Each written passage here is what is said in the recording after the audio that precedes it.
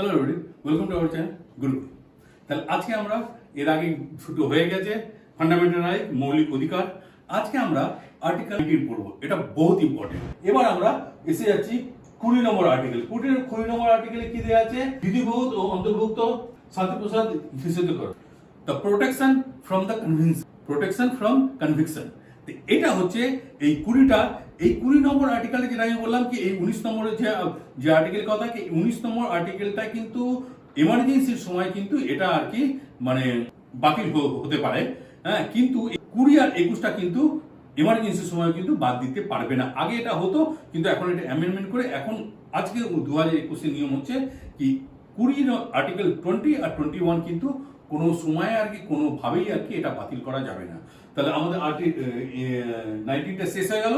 তাহলে 20তে যেটা আমরা বলছি প্রোটেকশন এগেইনস্ট দ্য কনভেনশন, এখানে তিনটে জিনিসের উপর আমরা এটা দেখব। যদি কেউ অপরাধ করেছে তার শাস্তিটা সে কিন্তু সেই সময়কার একটা শাস্তির একটাই সাজা হবে। এই নেই যে দুবার করে একটা লোককে দুবার করে সাজা দেওয়া হবে।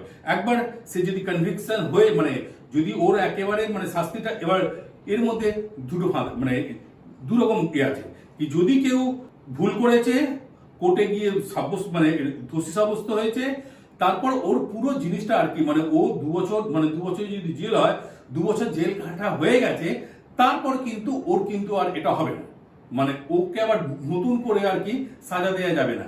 কিন্তু মনে করুন ওই সাজার জন্য মানে মানে ওই দোষটার জন্য আর একজন করলো আপিল করলো কি ওর কনস্পিরেসি আছে, মনে করেন এখানে একটা কোনো একটা জিনিস আছে, আর এটা আলাদা গ্রাউন্ডে যদি আরেকটা কেস হয় তখন কিন্তু ওটা হতে পারে, কিন্তু একই গ্রাউন্ডে একই কেসের দুটো সাজা হবে না।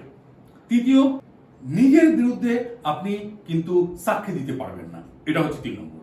সাক্ষী মানে কি, আপনি দেখেন না কি যখন কাউকে ধরলো, তাকে বললো, থানায় গিয়ে বললো হ্যাঁ হ্যাঁ আমি এরকম করেছি, যখন এতে গেল যখন কোর্টে যায় তখন আমরা কি বলি কি কোর্টে যাওয়ার পর ও নাকি ঘুরে গেছে।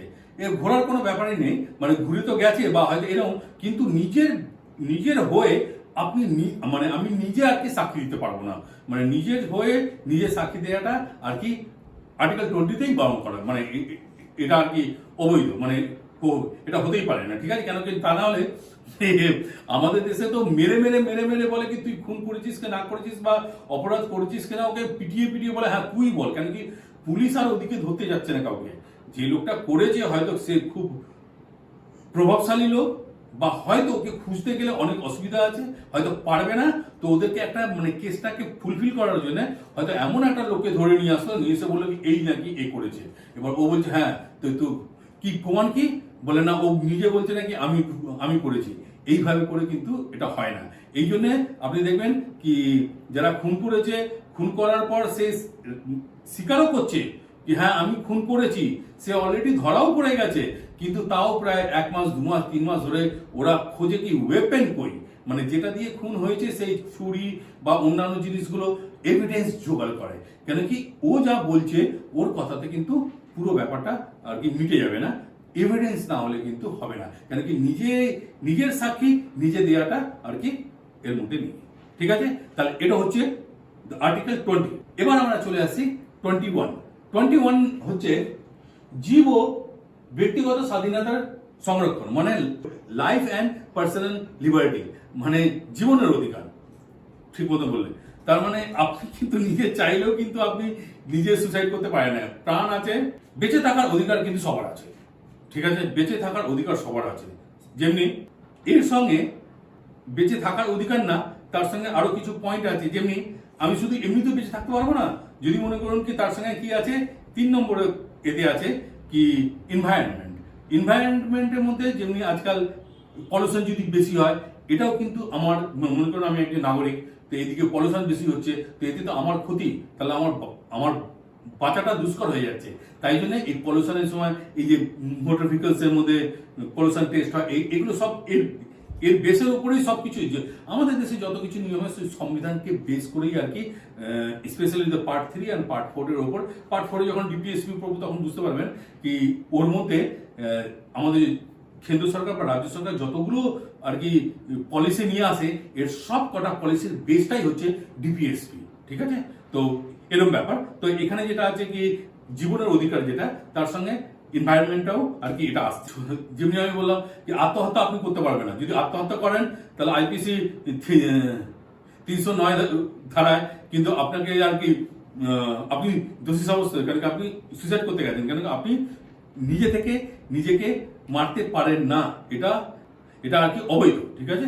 তারপরে লাইফের সঙ্গে আর কি আছে, লাইফের সঙ্গে এটাও আছে যে একজনকে বাঁচার জন্য যদি কেউ জন্মগ্রহণ করেছে, যাকে যেমনি বাচ্চাবেলা গভর্নমেন্ট থেকে কি করা হয়, পোলিও ভ্যাকসিন দেওয়া হচ্ছে, বিভিন্ন ধরনের ভ্যাকসিন দেওয়া হয়, চিকেন স্মল পক্সের ভ্যাকসিন দেওয়া হতো, এগুলো কিসের জন্য, যাতে মানুষকে বাঁচার অধিকার দিতে হবে, মানে এটা সরকার করে। যেমনি আজকাল কি হচ্ছে যে করোনা হয়েছে, করোনার জন্য ফ্রিতে ভ্যাকসিন দেওয়া হচ্ছে, এত টাকা খরচা হচ্ছে, করোনা হয়েছে মানুষকে হসপিটালে নিয়ে যাওয়া হচ্ছে, ফ্রিতে সবকিছু ট্রিটমেন্ট হচ্ছে, এই সবই সরকার করছে। কেন কি আমাদের এই সংবিধানের মধ্যে লাইফ অ্যান্ড পার্সোনাল লিবার্টি এটা হচ্ছে ইম্পর্টেন্ট।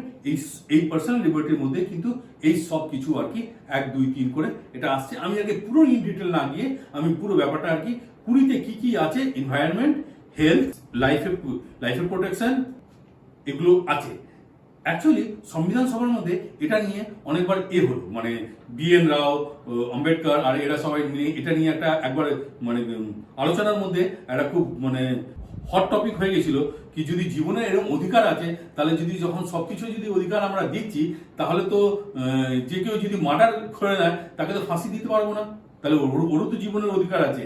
তারপর এরপর অনেক কিছু মানে কি বলে ডিবেট হওয়ার পর লাস্টে সেখানে আর কি এর সঙ্গেই প্রোটেকশনের কথা আর কি এর মধ্যে বলা আছে কি লাইফ অ্যান্ড দ্য পার্সোনাল লিবার্টির উপরে যখন কথা হচ্ছিল, মানে এই নিয়মগুলো যখন তৈরি হচ্ছিল সংবিধান সভার মধ্যে, তখন কেন একটা বড় একটা ডিবেট হয়েছিল কি যদি এত কিছু যদি আমরা সবকিছু দিয়ে দিই কি মানে প্রাণের স্বাধীনতা সবকিছু, তাহলে যে কোনো লোক যদি কাউকে মার্ডার করলো তাহলে তাকে মৃত্যুদণ্ড বা তাকে আমরা দণ্ড দিতে পারবো না। সে বলবে কি আমারই তো আমার জীবনের অধিকার আছে, তো আমাকে কি করে দেবে। তো এর উপর অনেক ডিবেট হওয়ার পর কিছুক্ষণ করার পর লাস্ট টাইমে এর উপরে এটা খুব বড় একটা ডিবেট আছে। তো ওই ডিবেটের পর ঠিক হলো কি 21 কে যে এতগুলো প্রোটেকশন দেওয়া হয়েছে, এবার এইখান থেকে এটা এগেনস্টে মানে এটাকে কি করে আটকানো যাবে তার ব্যাপারটা হচ্ছে 22 মধ্যে দেওয়া আছে, ঠিক আছে। 22 তে এটা আছে, কিন্তু তার আগে 21টা যখন শেষ করছি এর মধ্যে 21 মধ্যে 21 ক আছে, সেটাকে আমরা একবার জেনে নিই। 2002 সালে 86 নম্বর অ্যামেন্ডমেন্ট করে রাইট টু এডুকেশনটা আর কি আমাদের মৌলিক অধিকারের মধ্যে এসেছিল। সেই মৌলিক অধিকারের মধ্যে যেহেতু এটা একেবারে মৌলিক অধিকারের মধ্যে এসেছিল, এই জন্যে এটাকে 21 ক হিসাবে এইখানে ঢোকানো আছে। তার মানে আমাদের কিন্তু মৌলিক অধিকার রাইট টু এডুকেশন, শিক্ষার অধিকারটাও আর কি আমাদের মৌলিক অধিকার, যেটা 21 ক এর মধ্যে আছে। তাহলে আমি যেটা বলছিলাম যে আমাদের মেন জায়গাটা কোনটা হচ্ছে কি প্রাণের স্বাধীনতা, the life and the personal liberty. তো এবার ওর যে এটা আছে সেটা হচ্ছে 22 নম্বর। 22 নম্বরটা বহুত ইম্পর্টেন্ট, কেন কি আমাদের এইটার মধ্যে স্বাধীনতার মানে রাইট টু ফ্রিডমের মধ্যে 19, 20, 21 আর 22। তাহলে আমি 22টাও এটাকে কমপ্লিট করে দিচ্ছি, কিন্তু 22টা একটু বড়, ভালো মতন শুনুন 22টা কিভাবে প্রোটেকশন দেওয়া হচ্ছে কি মানে কাউকে। তো এবার 22 এটা হচ্ছে আটক ব্যক্তিদের অধিকার, ঠিক আছে। কেউ যদি অ্যারেস্ট হয়ে গেল তার অধিকার, the protection against the arrest, ঠিক আছে। তো এটা হচ্ছে 22 নম্বর। এবার তাহলে সবার আগে আমরা এখানে এটা দেখে নিই যে প্রোটেকশন এগেনস্ট দ্য অ্যারেস্ট, এখানে এর মনে করুন কি এর 7খানা ধারা আছে, ঠিক আছে। তাহলে আমরা আজকে 22 নম্বর আর্টিকেলটাকে নিয়ে আলোচনা করছি। তো এই 22 নম্বর আর্টিকেলের মধ্যে 7খানা পয়েন্ট আছে, ঠিক আছে। এই 7খানা পয়েন্টের মধ্যে প্রথমে আগে দুটো ভাগ করে নিই কি মানুষকে যখন কোনো কেউ অপরাধ করে তখন অ্যারেস্ট হয়। অ্যারেস্ট কত রকম হয়? 2 রকম হয়, পিউনিটিভ আর প্রিভেন্টিভ ডিটেনশন, ঠিক আছে। তাহলে পিউনিটিভ আর প্রিভেন্টিভ ডিটেনশন এই দুটো। পিউনিটিভের মধ্যে কিন্তু 3খানা আছে, ঠিক আছে। 3খানা ধারা 1 2 3টা এখানে পড়ে, আর 4 5 6 7 আর কি ডিটেনশন, প্রিভেন্টিভ ডিটেনশনের মধ্যে পড়ে। তার মানে এটা কি প্রথম যেটা আছে পিউনিটিভ মানে হচ্ছে অপরাধ করার পর যে অ্যারেস্টটা হয় সেটা হচ্ছে পিউনিটিভ, অ্যাপের অপরাধ করার আগেই যদি কাউকে যদি আমি অ্যারেস্ট করে নিই, কি করে করবো যদি অপরাধ না করলো? হ্যাঁ, মনে করুন কি আমি ভাবলাম কি ওকে যদি আমি যদি ওকে অ্যারেস্ট না করা হয় তাহলে হয়তো আরো বেশি কোনো গন্ডগোল হতে পারে। সেই ক্ষেত্রে কিন্তু অপরাধের আগেই তাদেরকে যদি আমি অ্যারেস্ট করে নিই, সেটা হচ্ছে প্রিভেন্টিভ ডিটেনশন। এর সব থেকে ভালো উদাহরণ হচ্ছে কি 2019 সালে যখন সিএ 370 ধারা সরানো হলো, তখন কিন্তু কাশ্মীরের বড় বড় নেতাদেরকে আর কি জেলের মধ্যে পুরে দেওয়া হয়েছিল। তো যখন আচ্ছা এই নেতাদেরকে ওখানে একেবারে ভেতরে পুরে দেওয়া হয়েছিল। যদি মনে করুন নেতাগুলো যদি ভেতরে না পড়া হতো, তাহলে আপনি কি ভাবছেন কি এই যে শান্তিটা বজায় আছে সেটা কি হতো না। এরা ওখানে আগুন ছড়াতো এবং ওখানে যে কি হতো বলা মুশকিল। এই জন্য তো ওরা বলছিল কি যদি 370 ধারা যদি তুমি সরিয়ে দাও তাহলে এখানে কিন্তু পতাকা তোলার কোনো লোক থাকবে না। এদের প্ল্যানটাই এত ছিল। কিন্তু সরকার কি করলো? সরকার আর কি ওদেরকে আগে থেকেই ঘরের মধ্যে নজরবন্দ করে দিল, হাউস অ্যারেস্ট করে দিল, যাতে ওরা আর কারোর সঙ্গে বাইরের লোকের সঙ্গে সম্পর্ক না থাকে। নেতাকে তুলে নিলে বাকিটা পুরো শান্ত।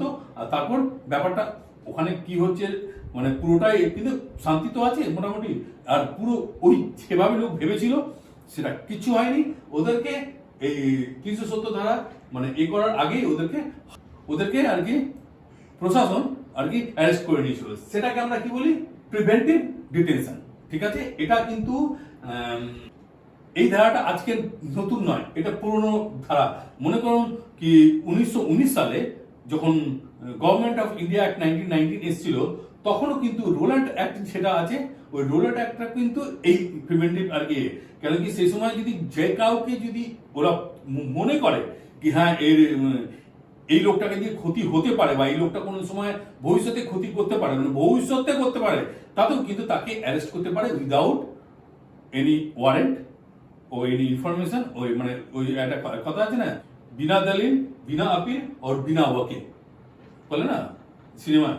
হ্যাঁ, ওইভাবে কোনো কিছু ছাড়া, উকিল ছাড়া, এছাড়া আপনার কিছু লাগবে না, আপনাকে তুলে নিল। তো এই একটা তখনও ছিল।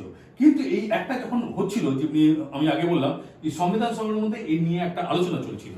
হ্যাঁ, কি করে যখন লাইফের ব্যাপারে যখন প্রোটেকশনে যখন এর আগেরটা 21 নম্বর আর্টিকেলের উপরে যখন কথা হচ্ছিল, তখন বললো কি ঠিক আছে, তো এটা প্রিভেন্ট করার জন্য এটা তখন আবার ঠিক করা হলো কি এই অ্যাক্টের জন্যই তো আমরা এতদিন ধরে আমরা করেছিলাম কি বলে আন্দোলন করেছিলাম। তাহলে আবার এই ধরনের প্রিভেন্টিভ ডিটেনশন একটা আমরা কেন নেব? কেন কি রোল্যান্ড অ্যাক্টের এগেনস্টেই তো আর কি আমাদের অনেকগুলো আন্দোলন হয়েছিল। তখন ওরা ওখানে ঠিক হলো কি দেশ সবে স্বাধীন হয়েছে, আর দেশ যখন স্বাধীন হবে তখন বাইরের অনেক শক্তি আছে যারা আর কি এটাকে ক্ষতি করতে পারে। তো এটাকে ছোট করে একটা স্পেশাল একটা আলাদা আইন তৈরি করে কিছু খুব স্পেশাল কেসে আর কি এগুলোকে নেওয়া হবে। তো এইভাবে আর কি এটা হয়েছিল। তাহলে আগে এদিকটা দেখে নিই, এর মধ্যে কি ছিল। যদি কেউ ধরা পড়ে যায়, অ্যারেস্ট হয়ে যায়, তাহলে সবার আগে তাকে ওয়ারেন্ট দেখাতে হবে। হ্যাঁ, ওয়ারেন্টটা দেখাতেই হবে। 2 নম্বর 24 ঘন্টার প্রথমে তো ওয়ারেন্ট ওকে যে অ্যারেস্ট করা হয়েছে তার জন্য ওয়ারেন্ট। কিছু কিছু কেস আছে সেটার মধ্যে হয় না, কিন্তু বেশিরভাগ ক্ষেত্রে আর কি ওয়ারেন্ট দেখাতে হবে। এবং 24 ঘন্টার মধ্যে ম্যাজিস্ট্রেটের কাছে আর কি নিয়ে যেতে হবে। তার মেডিকেল হয়ে যাবে, মেডিকেল হওয়ার পর নিয়ে চলে যাবে 24 ঘন্টা। এবার মনে করুন কি 24 ঘন্টার মধ্যে নিয়ে যাচ্ছে, কিন্তু 24 ঘন্টাটা মনে করুন আজকে 10টার সময় ধরেছে, কালকে 10টা পর্যন্ত আছে। তো এবার 10টার সময় মনে করুন 11টার সময় ধরেছে, কালকে 11টার মধ্যে ওকে নিয়ে যেতে হবে। এবার মনে করুন নিয়ে যেতে যেতে এমন হলো কি ভাবলো কি এই তো এখান থেকে 1 ঘন্টা আধ ঘন্টার মধ্যে আমরা চলে যাবো কোর্টে।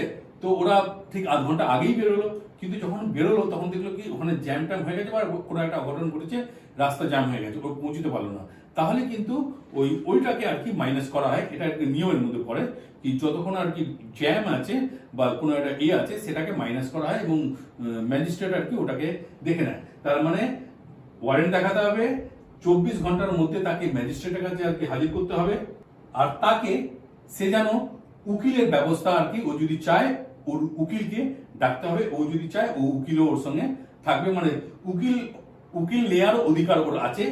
এবং অনেক সময় কি হয় কি গরিব মানুষরা যারা আর কি উকিল তাদের কাছে পয়সা নেই, তখন সরকার থেকেই কিছু আর কি সরকারি উকিল আর কি ওদের জন্য কাজ করে। উকিল কিন্তু অপরাধীকে দিতেই হবে, এটা হচ্ছে আমাদের নিয়ম। তো এদিকে এই তিনটে নিয়ম এখানে। এবার আমরা প্রিভেন্টিভ ডিটেনশন অ্যাক্টের মধ্যে চারখানা আছে, সেই চারখানাটা আমরা এবারে একটু দেখে নিই। ওই অ্যাক্টে যদি ওখানে ধরা পড়ে তাহলে আপনার ওয়ারেন্ট ফারেন্টের কোনো দরকার নেই। যে কাউকে যে কোনো সময় প্রিভেন্টিভ ডিটেনশন অ্যাক্টে মানে ওই অ্যাক্টে কিন্তু ওকে তুলে নেবে, ওর জন্য কিছু হবে না। এবং ওটা এত ডেঞ্জারাস জিনিস কি আপনাকে যদি একবার তুলে নেয় এবং 3 মাসের জন্য কিন্তু আপনি একেবারে ঢুকে গেলেন, মানে এই অ্যাক্টের মধ্যে যদি এলো তার মানে 3 মাসের জন্য আপনি একেবারে ভেতরে। হ্যাঁ, তারপর কি হচ্ছে না হচ্ছে পরে আবার ওটা বাড়তেও পারে। কেন কি আপনি ভাবুন না, যখন ওই কাশ্মীরের নেতাদেরকে নিল 3 মাস, 6 মাস, 9 মাস হয়ে গেল, তাতেও তারপরে ওরা ওখানে ছিল, এই তো সব ছাড়া পড়লে মাসখানেক আগে। তাহলে কি মানে ওখানে একবার ঢুকিয়ে দিলে মানে খুব ডেঞ্জারাস। এই একটাই হচ্ছে ডেঞ্জারাস, শুধু প্রোটেকশন। এবার সবার আগে এবার আমরা জেনে নিই যে কোন কোন সালে মানে এই অ্যাক্টগুলো এসেছিল। এর জন্য স্পেশাল নিয়ম হয়, মানে এক একটা করে আইন আছে।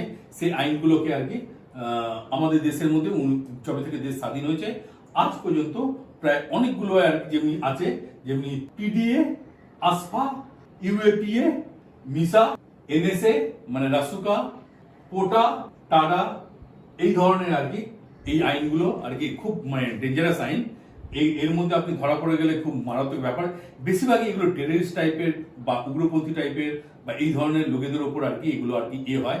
তো এর মধ্যে যেটা সব থেকে রাসুকা যেটা আছে, এনএসএ, হ্যাঁ, ন্যাশনাল সিকিউরিটি অ্যাক্ট, এটা খুব ডেঞ্জারাস। মানে এই ধরনের অ্যাক্টে আর কি যদি কেউ যায় মানে যদি ধরা পড়ে যায় এটা কিন্তু খুব ডেঞ্জারাস। তো এরকম টাইপের অনেক এসছে। মিসা যেটা আসছে সেটা আমার মনে পড়ে গেল, এটা ইন্দিরা গান্ধীর সময় আর কি, ইন্দিরা গান্ধী এটা 71-এ এসেছিল আর 75-এ এটা শেষ হয়ে গেছে। তো এটা আর কি ইন্দিরা গান্ধীর সময় এসেছিল এবং এই জন্য লালু প্রসাদের মেয়ের নাম মিসা নাকি বলে নাকি এটার জন্য কেন কি সেই সময় মিসা আইনি ওদেরকে ধরেছিল। হ্যাঁ, এরকম একটা ব্যাপার। তো এই হচ্ছে আর্টিকেল নাম্বার 22। তাহলে আমাদের স্বাধীনতার যে অধিকারটা যেটা আছে তার মধ্যে 19, 20, 21, 22 আমরা মোটামুটি কমপ্লিট করে নিলাম। নেক্সট আমরা এরপরেরটা 23, 24টা আমরা এরপরেরটা নিয়ে আসছি। ঠিক আছে, নমস্কার।